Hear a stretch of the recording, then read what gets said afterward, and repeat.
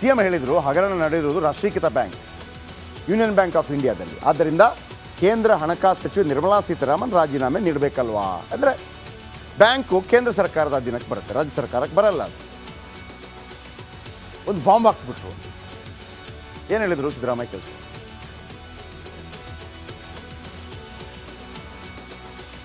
ವಿರೋಧ ಪಕ್ಷದವರಿಗೆ ನಾನು ಕೇಳ ಬಯಸುವುದೇನೆಂದರೆ, ಯೂನಿಯನ್ ಬ್ಯಾಂಕು ರಾಷ್ಟ್ರೀಕೃತ ಬ್ಯಾಂಕು ಅಥವಾ ಖಾಸಗಿ ಬ್ಯಾಂಕು, ಯೂನಿಯನ್ ಬ್ಯಾಂಕು ರಾಷ್ಟ್ರೀಕೃತ ಬ್ಯಾಂಕು ಅಥವಾ ಖಾಸಗಿ ಬ್ಯಾಂಕು ರಾಷ್ಟ್ರೀಕೃತ ಬ್ಯಾಂಕು ಹೌದಾದರೆ ಕೇಂದ್ರದ ಯಾವ ಇಲಾಖೆ ಕೆಳಗೆ ಬರುತ್ತಾರೆ? ಹಣಕಾಸು ಇಲಾಖೆ ಕೆಳಗೆ ತಾನೇ. ಹಣಕಾಸು ಇಲಾಖೆ ಯಾರ ಅಧೀನದಲ್ಲಿದೆ? ಹಣಕಾಸು ಸಚಿವೆ ನಿರ್ಮಲಾ ಸೀತಾರಾಮನ್ ಅವರ ಈ ಹಗರಣದ ಜವಾಬ್ದಾರಿಯನ್ನು ಹೊರುತ್ತಾರೆಯೇ? ಬಟ್ ಸಿದ್ದರಾಮಯ್ಯನವರು ಯಾವುದೇ ವಿಚಾರ ಪ್ರೆಸೆಂಟ್ ಮಾಡೋದಿದೆಯಲ್ಲ ಭಾಳ ಅತ್ಯದ್ಭುತವಾಗಿ ಮಾಡ್ತಾರೆ. ಇವತ್ತು ಕೂಡ BJP ಏನು ಆರೋಪ ಮಾಡಿತ್ತು ಅದಕ್ಕೆ ಯಾವ ರೀತಿ ಗೂಗ್ಲಿ ಹಾಕಿದ್ರು ಅಂತಂದರೆ ಶೇನ್ವಾರ್ ಥರ ಗೂಗ್ಲಿ ಮಾಡ್ತಾಯಿದ್ರು. ಅವ್ರು ಹೇಳ್ತಾರೆ ನಿಗಮದ ಹಣದ ವ್ಯವಹಾರ ಯಾರು ನೋಡ್ಕೊಳ್ತಾರೆ? ನಿಗಮದ ವ್ಯವಹಾರದ ಹಣದ ವ್ಯವಹಾರ ಯಾರು ನೋಡ್ಕೋತಾರೆ? MD. ಯಾರು MD? ಪದ್ಮನಾಭ್. MD ನೋಡ್ಕೋತಾರೆ. MDA ಚೆಕ್ ಬುಕ್, FD ರಸೀದಿ ಪಡೀತಾರೆ, ಚೆಕ್ ಬುಕ್ ಮತ್ತು fixed deposit. MDA over draft ದಾಖಲೆಗಳನ್ನು ಪಡೀತಾರೆ. ನಾವಲ್ಲ, ಸಚಿವ ಅಲ್ಲ, ಅಧ್ಯಕ್ಷ ಅಲ್ಲ.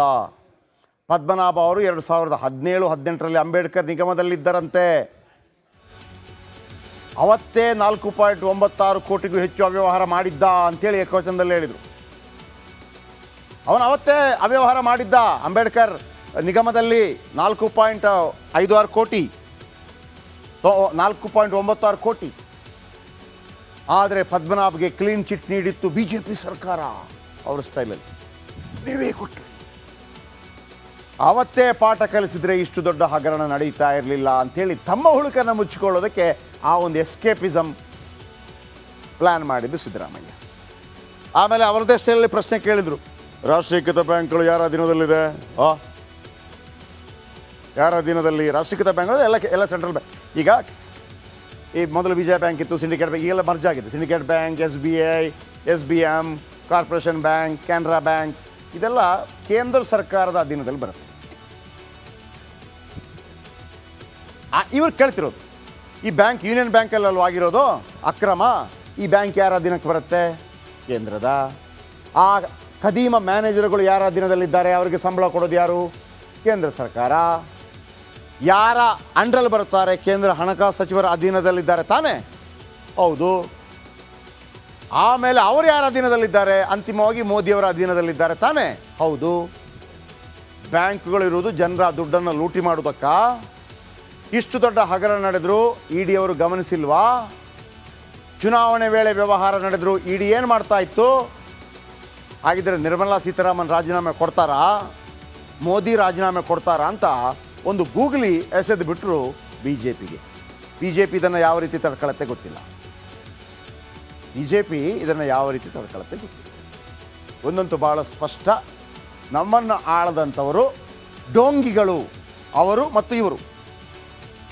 ನಮ್ಮನ್ನು ಆಳದವರು, ನಮ್ಮ ದುಡ್ಡನ್ನು ಲಪಟಾಯಿಸಿದವರು, ಲಂಪಟರು.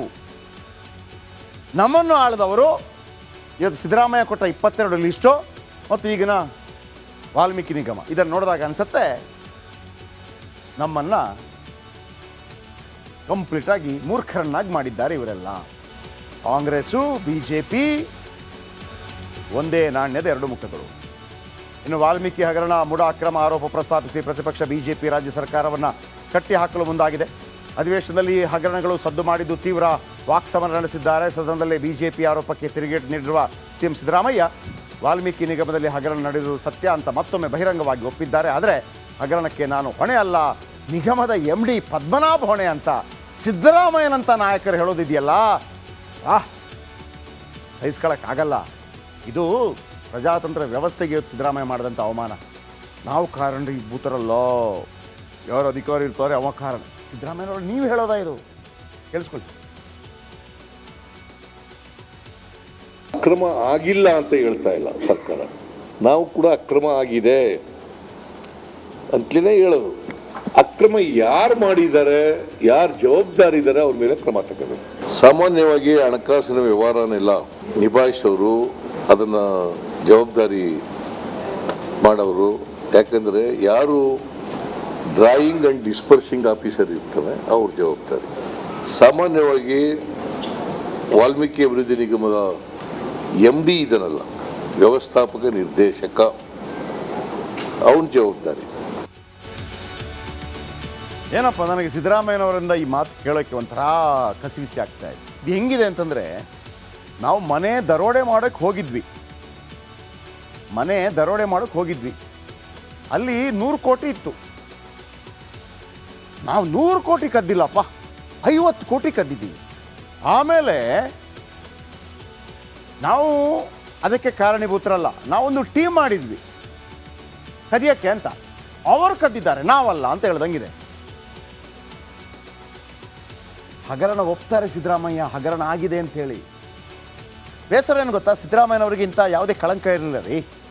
ಆಮೇಲೆ ಈಗಲೂ ಕೂಡ ಅವರು ದುಡ್ಡು ಮಾಡಿದ್ದಾರೆ, ಅವರು ದುಡ್ಡು ಹೊಡೆದ್ರು ಅಂತಲ್ಲ, ಯಾರನ್ನೋ ರಕ್ಷಣೆ ಮಾಡೋದಕ್ಕೆ ಇವರ ಮುಖವಾಡವನ್ನು ಬಳಸಲಾಗ್ತಾ ಇದೆ. ಅದು ದುಃಖ ಆಗ್ತಿರೋದು. ಅಂದರೆ ಮೇಲ್ನೋಟಕ್ಕೆ ಏನು ಅನ್ನಿಸ್ತಾ ಇದೆ ಅಂತಂದರೆ, ನಾಗೇಂದ್ರ ಇವರೆಲ್ಲ ಸ್ವಲ್ಪ ದುಡ್ಡು ಮಾಡಿದ್ದಾರೆ. ಆದರೆ ಮೇನ್ ದುಡ್ಡು ಇದೆಯಲ್ಲ, ಚುನಾವಣೆಗೆ ಬಳಕೆಯಾಗಿದೆ. ಆ ಚುನಾವಣೆಗೆ ಬಳಕೆಯಾದ ಕಾರಣಕ್ಕಾಗಿ ಅದು ಪಾರ್ಟಿಗೆ ಮತ್ತು ಕೇಂದ್ರ ಹೈಕಮಾಂಡ್ಗೆ ಒಂದು ಮುಜುಗರ. ನಾಗೇಂದ್ರ ಏನಾದರೂ ಬಾಯಿ ಬಿಟ್ಟರೆ ನಾಳೆ ಇವರು ಹೇಳಿದ್ದಕ್ಕೆ ನಾನು ಮಾಡಿದ್ನಪ್ಪ ಅಂತೇಳಿ ಮಾನ ಮರ್ಯಾದೆ ಹರಾಜಾಗ್ಬಿಡತ್ತೆ. ಈ ಮಾನ ಮರ್ಯಾದೆ ಹರಾಜಾಗೋದನ್ನು ತಡೆಯೋದಕ್ಕೆ ಯಾರನ್ನು ಕೊಟ್ಟಿದ್ದಾರೆ ಅಂತೇಳಿ ಸಿದ್ದರಾಮಯ್ಯನವ್ರನ್ನ ಬಿಟ್ಟಿದ್ದಾರೆ. ಸಿದ್ದರಾಮಯ್ಯನವರು ಯಾವತ್ತೂ ಹಿಂಗೆ ತಲೆ ತಗ್ಗಿಸಿ ಮಾತಾಡಿದ ವ್ಯಕ್ತಿತ್ವ ಅಲ್ಲ ರೀ. ಆ ಸಿದ್ದರಾಮಯ್ಯ ಆ ಥರ ಮಾತಾಡೋದು ಒಂದು ಕಸಿವಿಸಿ ಆಗತ್ತೆ ನೋಡಿ. ಅವ್ರು ಹೇಳ್ತಾರೆ, ವಾಲ್ಮೀಕಿ ನಿಗಮದ 89.63 ಕೋಟಿ ಹಣ ವರ್ಗಾವಣೆಯಾಗಿದೆ. 187 ಕೋಟಿ ಅಲ್ಲ, 89.63 ಕೋಟಿ. ಮತ್ತೊಮ್ಮೆ ಹೇಳ್ತಾ ಇದ್ದೀನಿ, ಆ ಮನೆಯಲ್ಲಿ 50 ಕೋಟಿ ಇತ್ತು, 100 ಕೋಟಿ ಇತ್ತು. ನಾವು 100 ಕೋಟಿ ಕದ್ದಿಲ್ಲ, 50 ಕೋಟಿ ಕದ್ದಿದ್ದೀವಿ. ನೀವು 1 ರೂಪಾಯಿ ಕದ್ದರೂ ಕಳ್ಳರೇ. ಹಗರಣ ನಡೆದಿದೆ ಅಂತ ಒಪ್ಪಿಕೊಂಡ ಸಿದ್ದರಾಮಯ್ಯ. ಅಕ್ರಮವಾಗಿ ಹೈದರಾಬಾದ್ನ RBL ಬ್ಯಾಂಕ್ಗೆ ಶಿಫ್ಟ್ ಆಯ್ತಂತೆ. ಸಿದ್ದರಾಮಯ್ಯ ಹೇಳ್ತಿರೋದು ಇದು, SIT ಹೇಳ್ತಿರೋದಲ್ಲ, CBI ಹೇಳ್ತಿರೋದಲ್ಲ, ಅಥವಾ ಏನು ED ಹೇಳ್ತಿರೋದಲ್ಲ. ಸಿದ್ದರಾಮಯ್ಯ 89.63 ಕೋಟಿಗಳಲ್ಲಿ 5 ಕೋಟಿ ವಾಪಸ್ ಬಂದಿದೆ. ಅಕ್ರಮ ಗೊತ್ತಾದ ಕೂಡಲೇ FIR ರಿಜಿಸ್ಟರ್ ಆಗಿದೆ. ಆದರೆ ಬೇಕೆಂದೇ ಕೆಲವು ವಿಷಯ ಮುಚ್ಚಿಡ್ತಾ ಇದೆ BJP.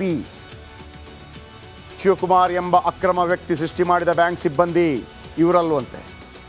ಇದುವರೆಗೂ ಶಿವಕುಮಾರ್ ಎಂಬ ವ್ಯಕ್ತಿ ಬಗ್ಗೆ ಗೊತ್ತೇ ಆಗಿಲ್ಲ. ಶಿವಕುಮಾರ್ ವಿವರ ತಿಳಿಯದೆ ಹಣ ವರ್ಗಾವಣೆಗೆ ಅವಕಾಶ ಆಗಿದೆ. ಸಿದ್ದರಾಮಯ್ಯನವರು ಸಿಕ್ಕಾಕೊಂಡ್ಬಿಟ್ಟಿದ್ದಾರೆ. ಒನ್ಸಗೆ ಏನು ಹೇಳ್ತಾ ಇದ್ದೀನಿ ವೀಕ್ಷಕರೇ, ಸಿದ್ದರಾಮಯ್ಯ ದುಡ್ಡು ತಿಂದರು ಅಂತಲ್ಲ ಇಲ್ಲಿ, ಅಥವಾ DK ಶಿವಕುಮಾರ್ ದುಡ್ಡು ತಿಂದರು ಅಂತಲ್ಲ. ಇವರೆಲ್ಲ ಇದರಲ್ಲ ದದ್ದಲ್ ಇವರು ಅಲ್ಲ. ಇವ್ರಿಗೆ ಸ್ವಲ್ಪ ಏನೋ ಮೇಕೆ ಮೂತಿಗೆ ಸ್ವಲ್ಪ ಮೊಸರು ಸಿಕ್ಕಂಗೆ ಅಷ್ಟೇ. ದುಡ್ಡು ಎಲ್ಲಿಗೆ ಹೋಗಿದೆ ಅಂತ, ದುಡ್ಡೇ ಇಲ್ಲ ಅಲ್ಲಿ. ಎಲ್ಲಿಗೆ ಹೋಗಿದೆ? ಚುನಾವಣೆಗೆ ಹೋಗಿದೆ ಅನ್ನುವಂಥ ಮಾಹಿತಿಯನ್ನು ED ಮೊನ್ನೆ ಪತ್ರ ಮುಖೇನ ತಿಳಿಸಿತ್ತು. ಆಮೇಲೆ CM ಸಿದ್ದರಾಮಯ್ಯ ಇಷ್ಟಕ್ಕೆ ಸುಮ್ಮನಾಗಲಿಲ್ಲ.